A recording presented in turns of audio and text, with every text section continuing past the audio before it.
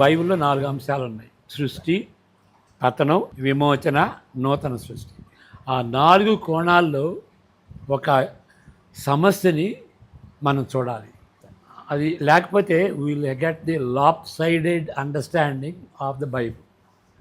Biblical philosophy అంటే ఆ 4 కోణాల్లో చూస్తేనే ఒక సమస్యని అప్పుడు బైబిల్ దృక్పథంలో మనం ఆలోచిస్తున్నట్టుగా ఉంటుందన్నమాట. లేకపోతే మనకు డిస్కరేజ్మెంట్ వస్తుంది, రియాలిటీని మనం మిస్ చేస్తాం.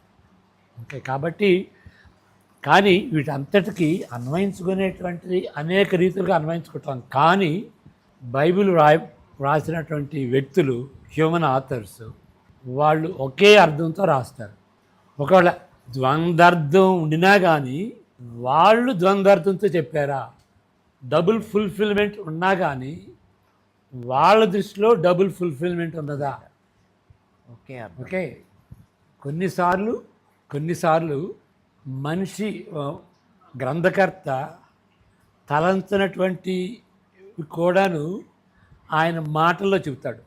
అక్కడ పరిశుద్ధాత్మ దేవుడు ఏ విధంగా చెప్తాడంటే, ఎప్పుడు కూడాను most of the time mind ఆన్లో ఉంటుంది.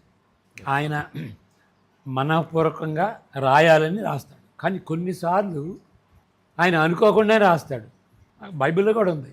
వాళ్ళు రాసిన తర్వాత అరే ఏంటి, మెస్సయా వచ్చి ఆయన శ్రమ పడతాడా?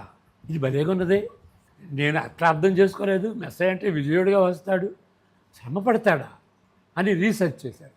వాళ్ళు రాస్తున్నటువంటి వారి మీదే ప్రవక్తలు రీసెర్చ్ చేసినట్టుగా మనం పేతురు ఆయన పత్రికలో రాస్తాడన్నమాట. కాబట్టి కొన్నిసార్లు వాళ్ళకి తెలియనటువంటివే రాస్తారు. దాని ఇంగ్లీష్లో ఏమనాలంటే they said more than what they thought. వాళ్ళు అనుకున్న దానికంటే వాళ్ళు రాసిన దానికే ఎక్కువ అర్థం ఉంది. ఎందుకంటే పరిశుద్ధాత్ముడు ఆ విధంగా సూపర్ సీడెడ్ అది. కానీ మనం ఎప్పుడూ అడగాల్సింది ఏంటంటే గ్రంథకర్త ఏం చెప్తున్నాడు. అప్పుడు అపార్థం చేసుకోవటానికి తక్కువ అవకాశం ఉంటుంది.